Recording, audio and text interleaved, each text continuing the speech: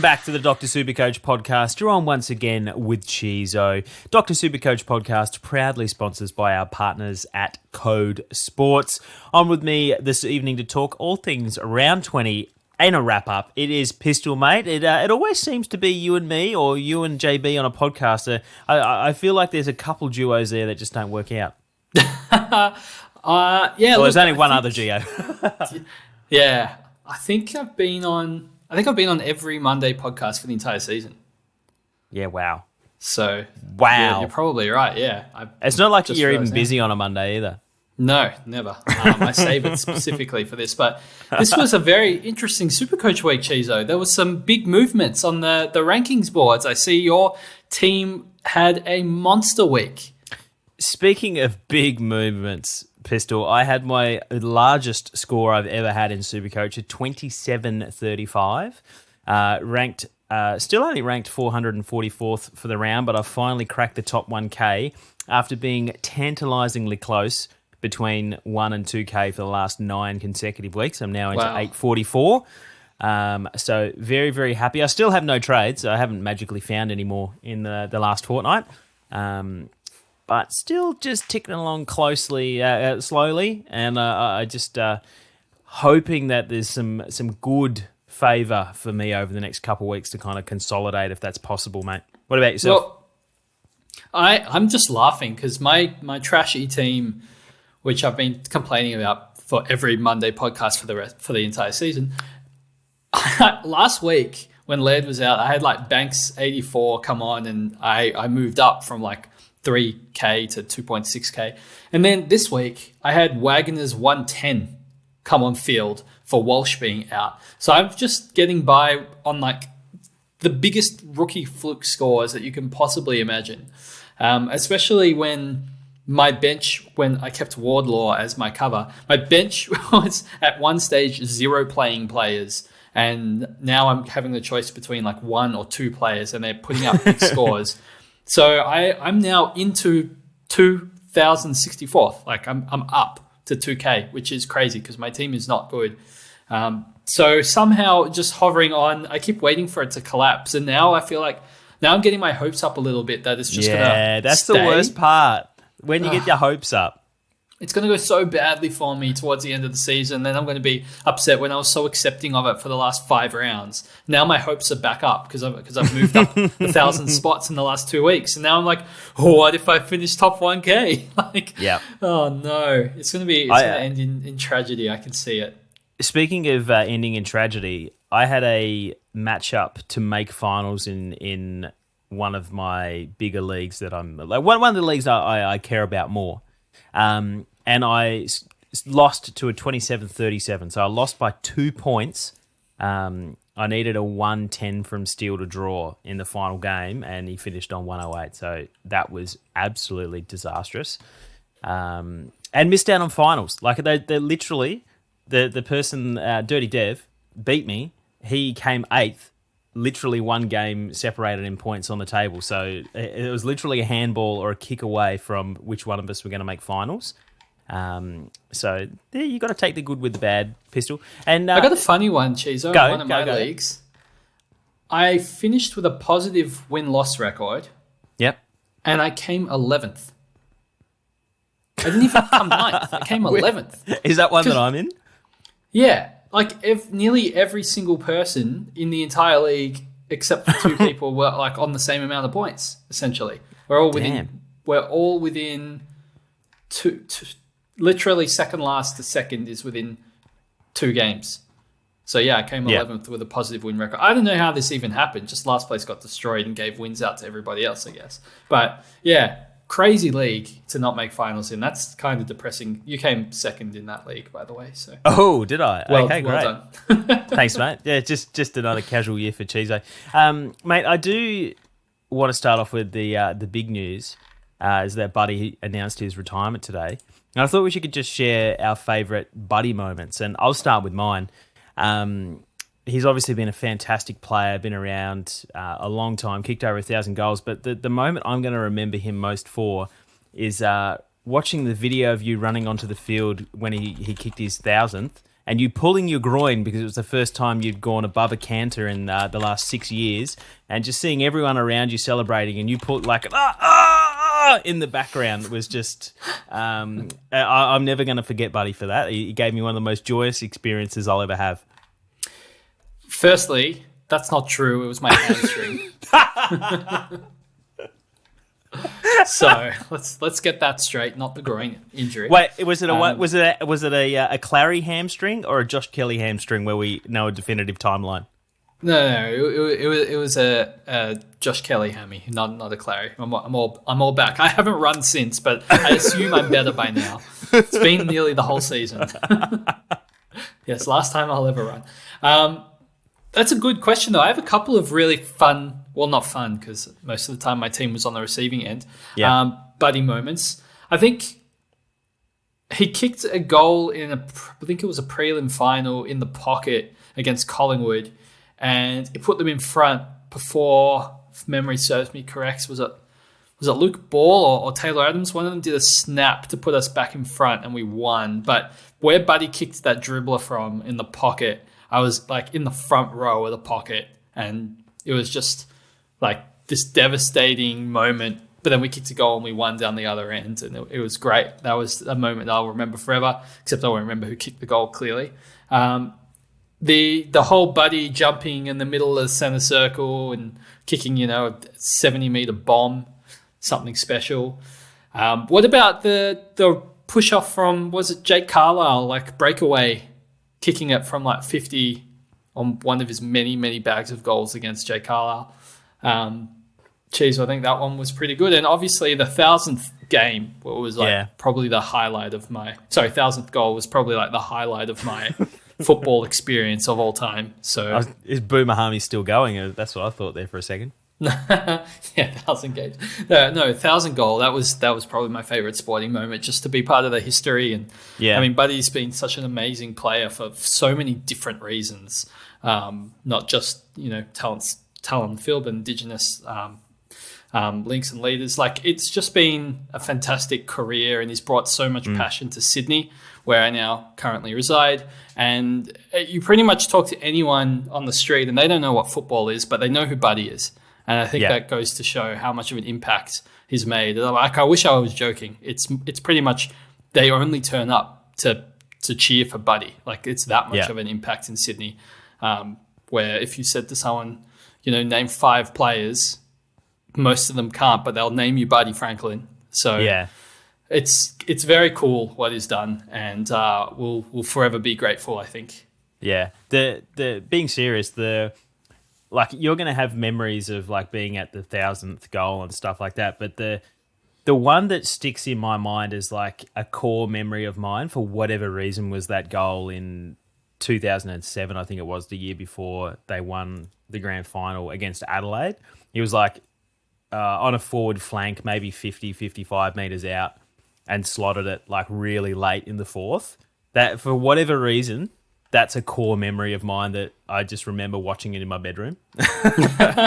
And no, great. That's one of my favorite Buddy moments. But yeah, that's really nice to kind of reminisce on that, Pistol. Like, obviously, he's been a mad SuperCoach player for us for a number of years in there in the teens, or like 2010 to 2020 era. So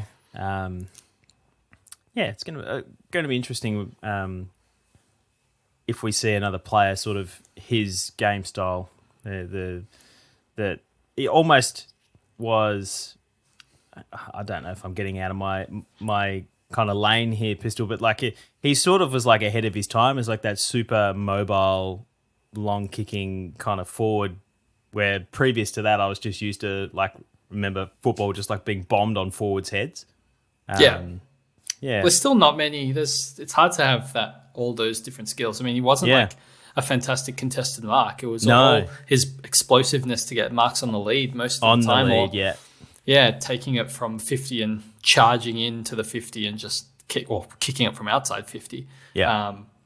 There hasn't been a player like him like before him, pretty much, and there hasn't really been one since. So, Yeah, interesting to see what the One future since holds. there hasn't been a single game since he's retired, mate. We do No, get but in, like since he even like started playing, everyone says, "Oh, like this person's going to be like Buddy," but no one's been like Buddy. Literally none. exactly. Yep. You're an interesting fella when it comes to data. You like some data. I saw a post on Twitter where they standardised the goals per era based on how many goals are kicked on average per year. And it puts him as like the most prolific goal scorer if we use that standardised and totally accurate test. So I actually found that super That is interesting. cool. Yeah. Because obviously they were kicking 250 goals a season back in the 19-somethings.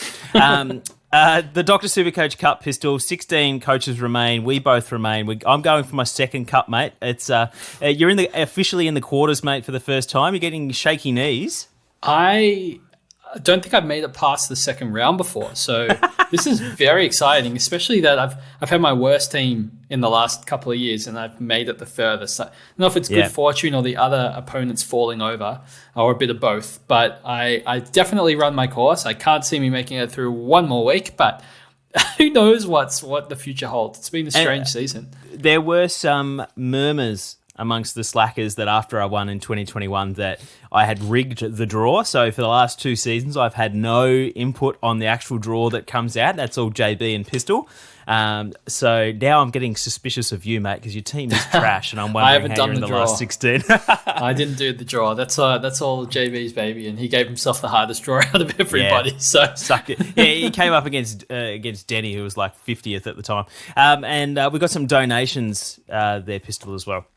We do. To Chewy, he says, tough first season back in the game for me.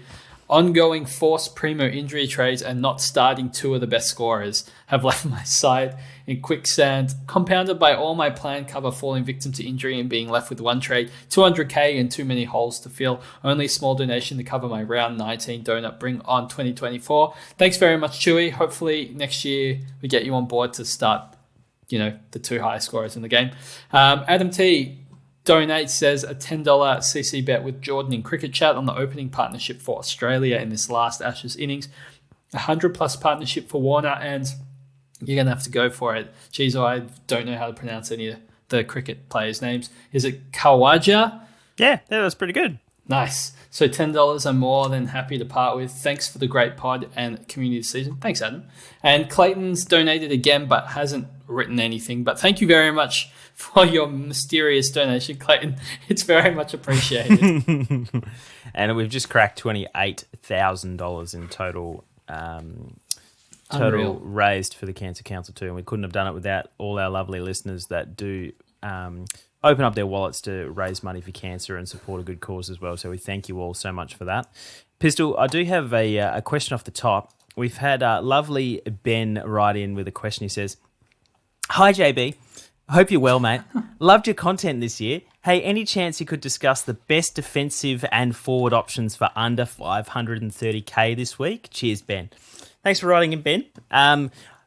We are a little bit disappointed that it only went to JB, and he sort of rubbed our face in that just a little bit to know that you were his favourite. But I'm going to throw to Pistol, who's got some players in the forward and defence under 530 for you. Yeah, it's pretty much going to be the same as last week, I think. I think it's still Sam Flanders. I know his role went a little bit backwards in terms of CBAs. I mean, Took Miller ended up getting, well, one, he was phenomenal, like best on ground, but he was also getting 84% CBAs, which was his highest since round 2. Yeah. And Flanders dropped back to 32% CBAs, but he had 32 touches, Cheezo. The man is in a hell of a purple patch at the moment, like unbelievable. And I know that there's some other players that are in good purple patches, and Saya Wanganeen Malera is also in a really good purple patch. I think they're the 2 guys that are scoring more than they're priced at. There's other guys that, we spoke about Brayshaw last week, in that he can just kind of average what he's priced at.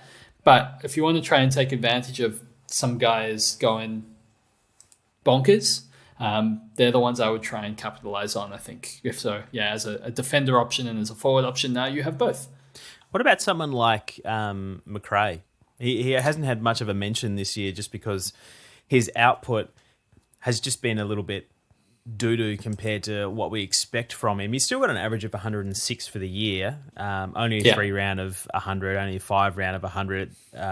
It seems like the sort of output that we're just going to get from him is just sort of that flat time 105 part, and you're thinking with Flanders, he's clearly got upwards of that if he continues that role.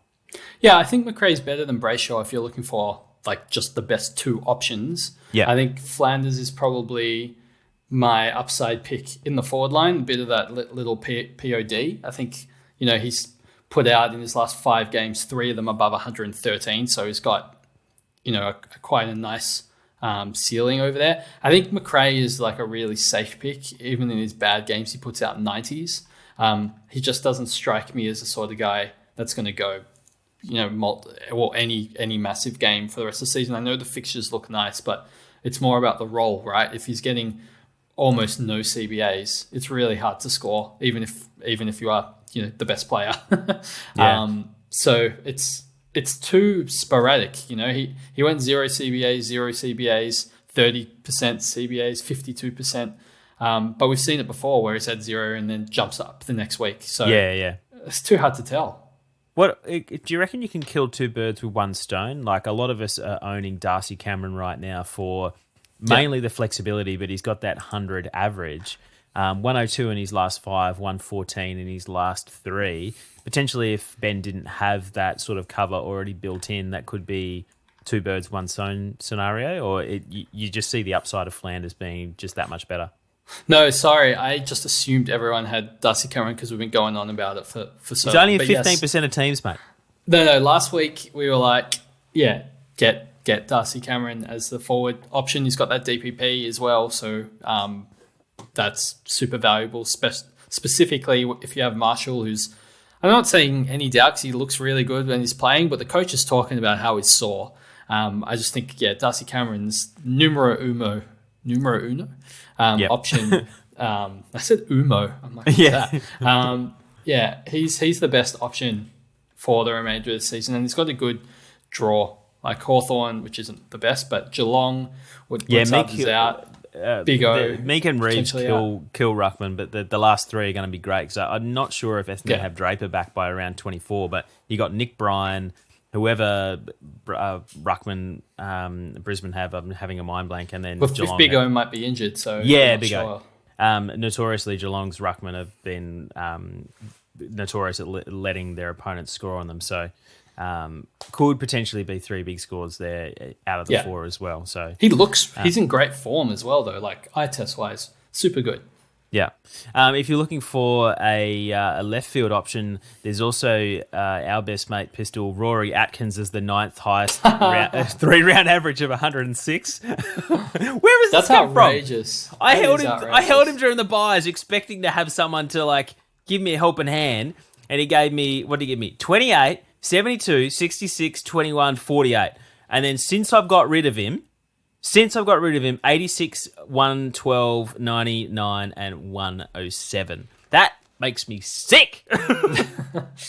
Yeah, look, I think that's a pass. Let's not talk about that one. I think if you want that extra POD, like Luke Jackson's not in that many teams, and number 1 rucks usually score all right. I don't know if he's going to have that monster ceiling, but depending on, let's see if Big O is back, because he's got a decent ruck run himself. Brisbane this week, we'll see what happens with their ruck. They got West Coast and Port Adelaide who give up big numbers, and then finish off the year with Hawthorn. So there's upside in that pick as well. So plenty of upside picks this stage of the season. You just got to pick your poison. Cool. Pistol, I'm going to ask you to go to your team, switch to history, and then go to trade history on the right-hand side. I've just come up with, this is live, I haven't run this past you. I want you to go through and count how many times you traded out a premium this year. Because I'm going to start with mine. For injuries or just in general? Just in general. I'm going to name out, I'm going to go through mine. I'll let you go through yours in a second. These are the premiums that left my side this year. So I had Sean Darcy went out in round 3. I had Darcy Cameron that went out in round 4. I had Doherty go out in round 5. Round 6 was okay. Round 7 was okay. Round 8 was okay. And then in round 9, I lost Parrish. In round 10, Hopper's not a premium, but still annoying at that time. Then in round 11, I lost Oliver and Josh Kelly. Round 13, I made the choice to get rid of Jack Zeeble, and in hindsight, I've never been happier about something like that. Round 15, I lost Sicily. Round 17, Briggs left, and round 18, with my last trade, Green left. So that's a heck of a lot. How many is it? I wasn't counting at that point, but let's say that somewhere between You told me to count 7 or 8. I want you to count yours. Okay.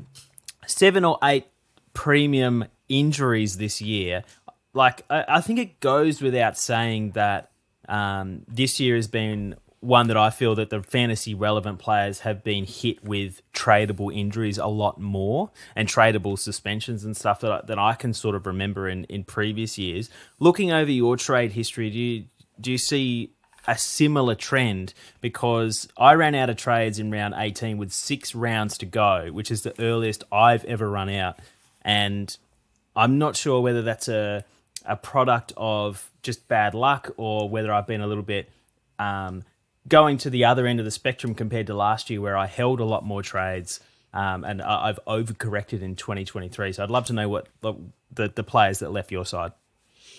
I had like 6 out in the first 7 rounds, and then after that, outside of Oliver, it's been pretty cruisy. But that's mostly because I ran out of trades, so I couldn't get rid of all of the guys that were injured. But I think I started really hot this year, and was after round 6, I was into 1600th, which usually sets you up for a good season.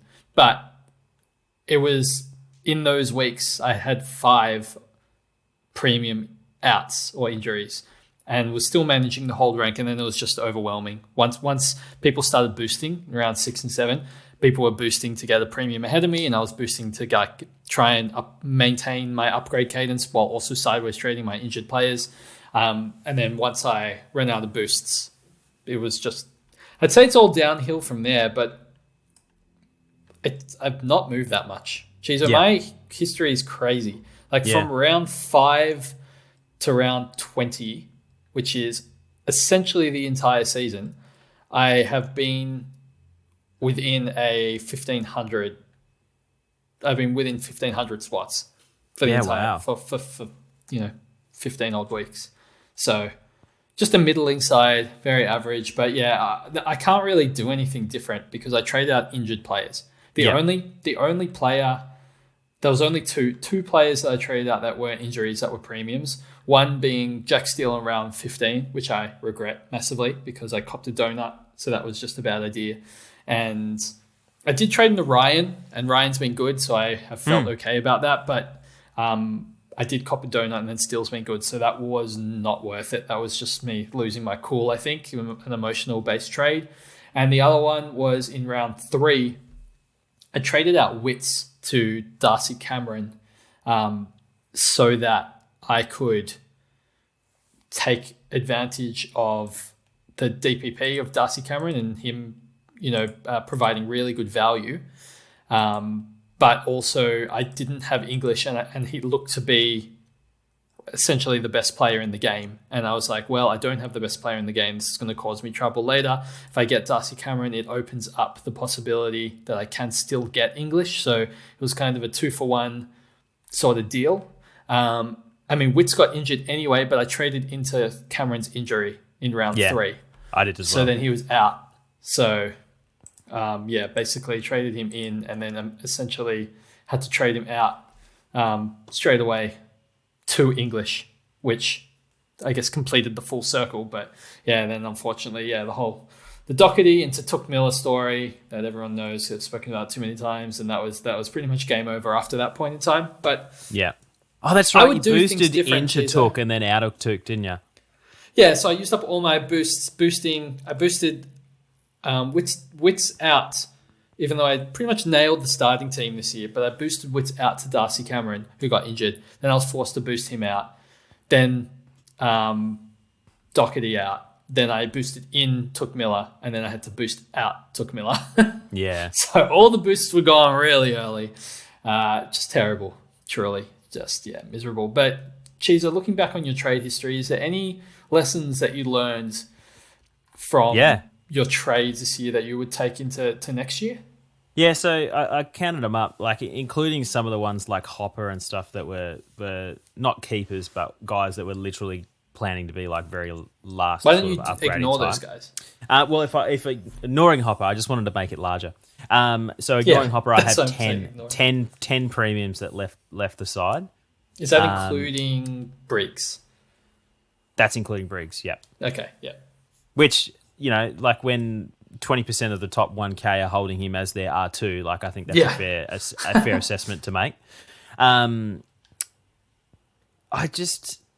feel like, because I had such a poor year, right? So in round 5, I was ranked 29,800.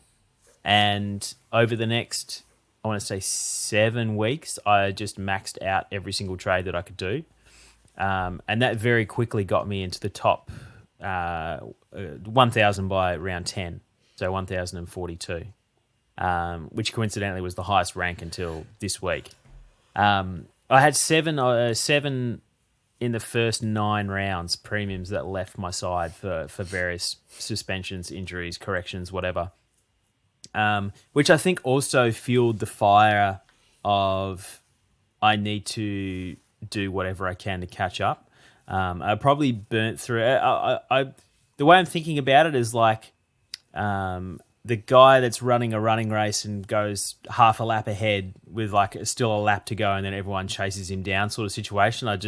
I went a little bit harder than I probably needed to. Like, I'm sitting with 0 trades right now, which I think is fine with some of the cover that I've got, unless things go awry in the next couple of weeks. But in hindsight, I probably could have held a trade here or there, made a little bit more cash, and been a little bit more patient. And the other thing, so that's the first thing I picked up on. The second thing that I had was I found that I was a little bit stubborn and a little bit hesitant to sort of go backwards on my gut feeling. So a lot of the advice that you and I give over the years has been, trust your gut. Your gut is usually right, and it usually is. But in the times that it's wrong, it can really, really cost you. And it took me until round 7 to say, hey, geez, Jack Zeebel's playing okay. Maybe I should get him in my team. And I bought him for $470,000. And that's one that stands out to me. Like, surely he must have been, like, the week before I spent $560 to get Parrish. And that was sort of at the part of the season when I was ranked 11,000 at the time. That was the first time I'd been higher than 29K. And I think I had not so much given up, but been like, I'm just going to get one of the guys I like. And in hindsight, if I had sort of flipped that, perhaps the next week I wouldn't have ended up getting Parrish. I wouldn't have had him 2 weeks later when he got injured. I would have had Zeeble for another week when he was going bonkers. And I'm happy to be top 1K now, but it's sort of like I lost my focus, and maybe I could be top 500 or top 400 if I'd sort of stuck to the plan a little bit more, as opposed to sort of leaning back and be like, let's just have fun with it. Zeebel's going to fall off a cliff. He's not the real deal. Oh, wait, he's 500K. Maybe he is. They're probably the 2 things that I'm looking at my trade history going, I probably need to go into next year being cognizant of that. Yeah, it's interesting. I think the season with the extra rounds, like, it is a long season, and we can just kind of pick and choose the best players, make our teams really good so that after the bye, we can really capitalize on the final, 10 odd weeks. Yeah. So that we can just have these monster, 2,700 plus scores all the way on the run home and just barnstorm home. I don't know if it's a winning strategy, but I think you can definitely do that to finish top 1K with ease. So I think that's what a lot of people will end up doing, but I don't think that's how you win the game. But I think that's how you finish really well. Yeah. I agree. Yeah, I think I was playing to win, so I was obviously going too hard. But there's some things that you need to remember is that, like, the first couple rounds really is a small sample size. Like, you're trading into players that may have played only a handful of games. And a good example of that is Walsh looked really good after his second game back. I think he scored like 130. At that stage, all these like high running plays, the contested guys weren't scoring well.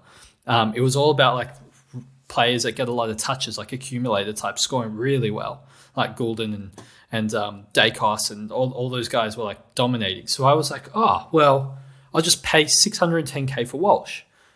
And I like him as well. And that was after the Tuke Miller disaster. So trading Miller to Walsh, when it's really only a 2-game sample size, like that's just such a massive mistake. Yeah. And I feel like if I had waited probably even one more week, I probably would have seen Libba ton up for 7 straight weeks and being like, I probably should get Libba, I think just being a bit more patient in choosing which premiums to get and making sure it's the right person, because there's players even now, I think we were talking about in like round 11 and 12, like I was huge on Houston and really wanted to get him in, but I'd already filled my back line. And I was like, well, I guess I can't get him now, which if I'm thinking about my, I guess, optimal team, it probably, given how the midfielders have turned out this year, it probably does have, a Luke Ryan extra as an extra defender, or Dan Houston as an extra defender, and, you swing your Dawson or someone into your midfield. And if I just had waited one extra week at one stage, I probably would have figured out that I was going to be, because I realized I was in like trade trouble and was going to end up needing to have an extra defender in my side. I think I figured it out the week after I didn't get Houston. When I could have. Like I was just 1 week behind. And ironically, I have 8 defenders right now because I got Doherty as well as Luke Ryan extra on top of my already completed team. So it's always just, I think I just went 1 week too early on so many different players throughout the entire season. Just having that extra sample size. I know it's a race at first to like try and upgrade your team as quickly as possible to get the points on the board, but I don't know if you necessarily, it's a gamble. Like instead of being 100% sure with your selection, you end up being like 90% sure. And then that tallies up. You do it 5 rounds in a row where you're 90% sure, 90% sure, 90% sure, 90% sure. One of those is statistically like likely to miss eventually, right? If you keep doing it. Whereas if you were just 1 week delayed, you could be 100% sure on all of your picks and end up in a much safer space. And that one pick can derail your whole year. Yeah, absolutely. And that's something that we talk about in terms of risk stacking, that any time that you're taking the same sort of risk repeatedly, at some point you're basically mathematically guaranteed to be wrong. You know what I mean? So I do really... I like that reflection, because it was something that we sort of made fun of, like, Pistol's going to get him before he plays a game. I did that rookie, too, the rookies. Yeah, and in hindsight, how good is just 1 game or 2 games worth of data?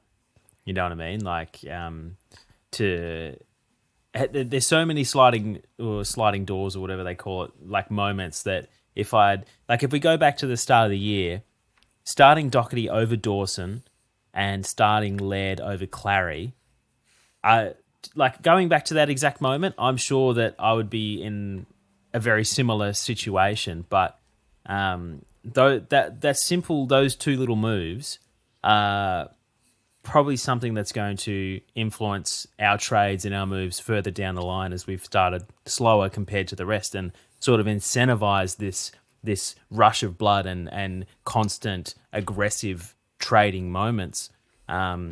Whereas like when you're sitting leading the pack, sometimes you can take a moment where you don't get that rush of blood. You don't get, I've got to take a chance on this guy, or I've got to go a week early on this guy.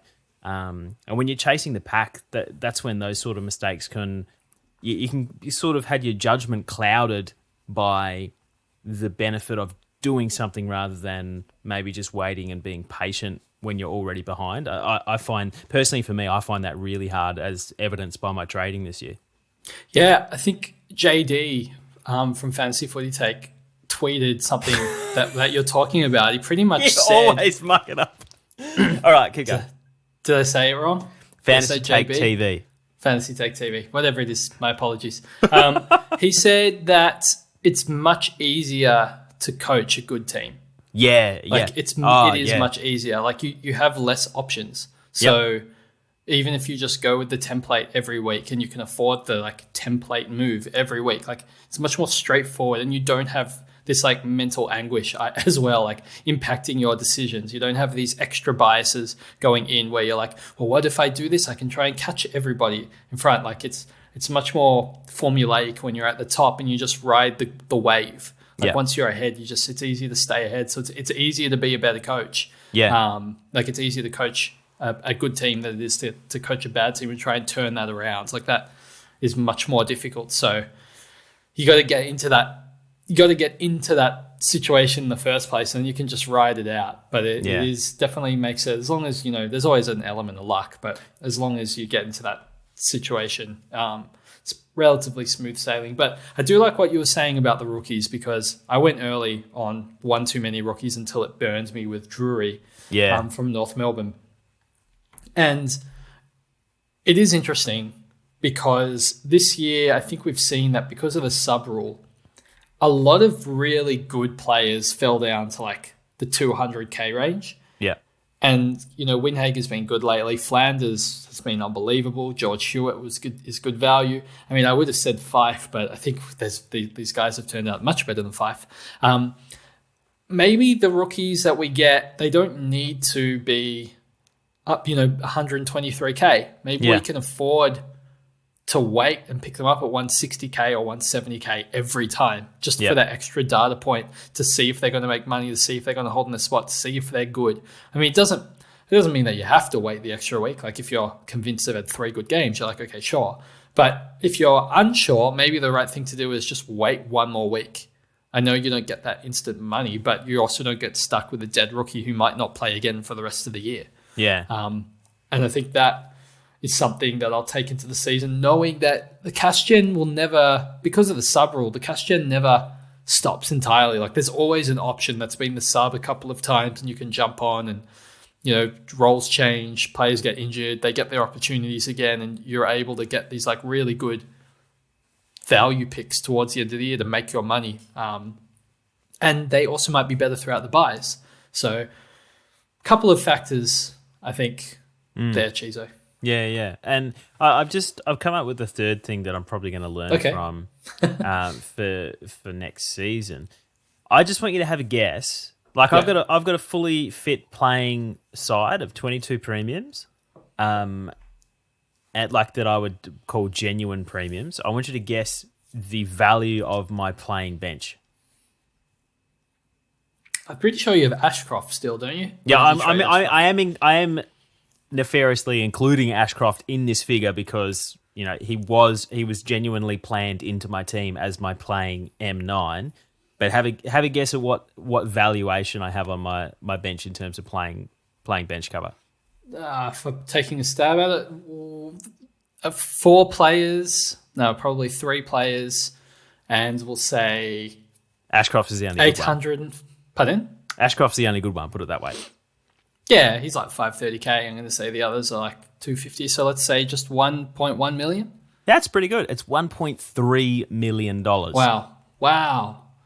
That's high. Yeah. So like, to your point that cash is always going to present itself in different scenarios, and we can't have predicted the success of Briggs. That is so, I can't remember a situation presenting itself so perfectly like that in the past, where you can get a 500K trade out for someone that's like 200K or 250, whatever he was. But I've got $1.29 million in bench cover. And that's including Marek, Ashcroft, Chesser, and Mitchell. And yeah, a couple of those are dodgy, but Marek is averaging solid 50s every week, which is really all you need as bench cover. Mitchell, until Sicily come back, was a solid 70 plus. Ashcroft was going crazy numbers, and Chesser was like a backup M9. I really just got him for the DPP. But just like you said, I picked him up at like 170 because I knew he was going to play. So I think well, like one of the strategies that I deliberately chose this year because I was going so hard on the trades, I was like, hey, I'm probably going to run out. Why don't I just go cheap on some of my upgrades on the field to keep cash available to hold some bench players? If I shave off 50k here, shave off 50k there, suddenly I'm going to be able to keep a hold of Ashcroft and Mitchell instead of upgrading them. In hindsight, I probably could have used that money in better, like someone like George Hewitt was going to show up, someone like Mills was going to show up that could be an M9 as opposed to cutting corners in terms of my upgrades. Like, I've lucked into a Jack Steele that's got a 3-round average of like 120 or whatever it is, because I chose to keep him as like my M8, M9 with Ashcroft and not upgrade him because I was cutting corners. And I purely and luckily ended up in a scenario where he's come good when everyone else was trying to move him on. So I think I'm probably going to be a little bit more happy to pay up for the guys. I turned down Butters. I turned down Liberatore. Liberatore? Why did I say it like that? and I turned down Andy Brayshaw at the time because they were all 600k plus. The only guy that I paid up for in my upgrade cadence was Dawson when he got down to 570. Even I didn't cough up for him. And Petrarca, I think I picked up at 640. They're the only two guys, and I've ended up with so much more money on the bench than is like when you add it up, it's probably a bit too much. And I'm playing teams that have like Liberatore on field instead of Steele in my head-to-heads. I'm like, damn, I wish I kind of put a bit more money on the field. And it is an opportunity cost that I've got to be aware of. It's really interesting. It's very interesting. I think there's a balance that needs to be achieved next year, but it certainly goes into what JB and I were talking about last week, where we said we're probably going to plan our teams from the get-go to try and get 23 premiums, because I think the days of 22 premiums are dead. And getting that extra premium, that might mean your last two premiums are a little bit weaker, just so that you can rotate them or have that extra cover flexibility for all these 1 week injuries or 1 week suspensions. And I think it's all linked and it's all connected. But yeah, Cheezo, the last thing I was going to touch on was that this year, if you had to guess without looking, how many pure midfielders do you think are going above 110? How many how many just defenders do you think are going above 110? I'm going to say 6 defenders and 6 midfielders.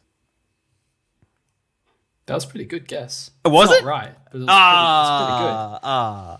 Lockie Neal is going 111.9, and that's 8. And Caleb Strong, is 110 as well. So it's 9 midfielders going above 110. And then you have Houston, if you want to round him up from his over 109.5 to 110, you got 6 of them. But it's Doherty's in some seriously good form at the moment. I know his average is a bit lower because of that early season form and injury, but there's a real strong backline that we haven't seen in a while, and it's just making me think if there's almost as many good defenders as there are midfielders, and it might be something we need to keep in mind.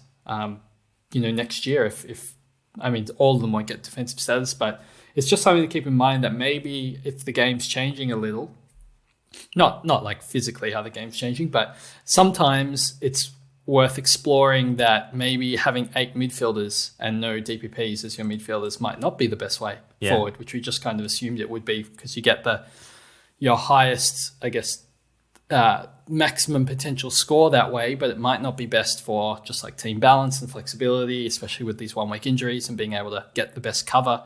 Some of the flexibility might be important, but just some sort of things that I'm already thinking about. I guess every season's different, but thought it was interesting, Cheezo. No, I absolutely agree. And to your point, I literally have a defense mid in my midfield as my finished mid. I've got seven defenders in my side. Yeah. And then on the top end, we really don't have that many 120 plus players this year. You know what I mean? Like No, it's you've worse, got isn't it? English, Bont, Oliver, but he's been missing a lot. Dunkley, Petrarca, Dacos. So we've got six 120 plus players, and a couple of them are really like just scraping in, like Petrarca and Dacos. It feels like the reliant, like I think English and Bont have probably been for me the two people that have like the two players that have separated themselves from the remainder of the competition that you can VC or see them in any given week and be reasonably comfortable that. Like I've had basically my sleep at night factor with my C's and VCs this year have just been great. Like I have just basically locked in 120 every single week for the entire year. Maybe one week here and there where things went bad. I think I got a lead 99 or something like that. But I don't really recall having a smattering of options that I've got 6 or 7 guys in my team that any given week is going to pop out of 150. Like I just remember in previous years we were chasing VCs, if that makes sense. Like we were doing a lot more game day matchup and averages versus this opposition and playing at this ground versus these. And this year it just feels like it's very formulaic this year because a lot of the guys that we previously had as like VC options are sort of like 110 flat or 115. You know, someone like a Laird, for example. It's like you really can't trust which week you're going to get him. Yeah, it's funny because there's 3 Bulldogs players in the top 7. Yeah, right. So you can't VC and see them because they play for the same team, and there's 2 Melbourne players as well, in Petrarca and Oliver. So that's 5 of the top 7. And they play for 2 teams. Yeah. It doesn't leave many options for you to see and VC weekly. Yep. Yeah, and I agree. still managed to mess up my captaincy, I'm sure. Yeah, absolutely. Yeah, it's going to be interesting because I think there are. I wouldn't necessarily say that I am better than many coaches out there. I think I just over the course of the season, I think that the better decisions over time, sort of like on average, produce a better result at the end of the day. Whereas I actually find that there's probably coaches out there that tend to have like a lot better intuition than I do, and will jump on players earlier and almost like they can see things happening ahead of time. Like there's always particular names that are in the top 100 coaches every single year, and I'm just finding myself that like I need everything to line up perfectly and to make good decisions for 16 weeks consecutively to be like, oh, I've just made it to the top 1K. And it's like I sort of do this not professionally, but like this is a hobby and a passion of mine that I am so deeply invested in, and I really haven't had that many successful years that I think are like uber successful. Fair enough. I don't have any comments, Cheezo. Yeah, no, just in reflection of things that I can get better. Whatever I'm doing, there's room for improvement. I think everyone should try not to be blind to their own biases and blind spots that they have that they can find improvement from if they want to get better at this game. Yeah. That's a nice way to summarize the end, unless you had another point, Cheezo. No, pretty much. That's great. Actually, one last question. Is your preset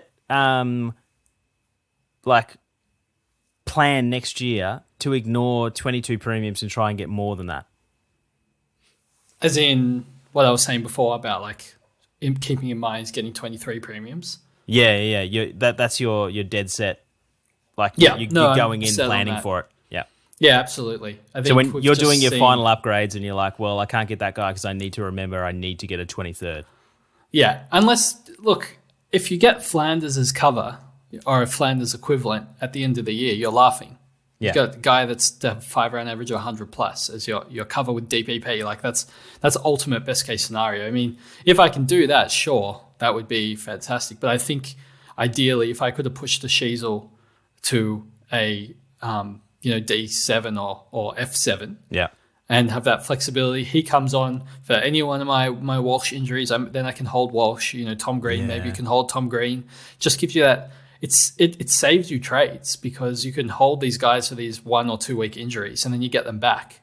And I think you're better off in the long run. And now with more trades, we probably will have that cash generation to be able to. Well, it's a combo of more trades and the sub rule, which lowers some prices. I know it caps some of the rookie prices, but a lot of the good rookies weren't subs ever anyway. I think it only ruined Dylan Williams from Port Adelaide. That was the only rookie that really stopped us.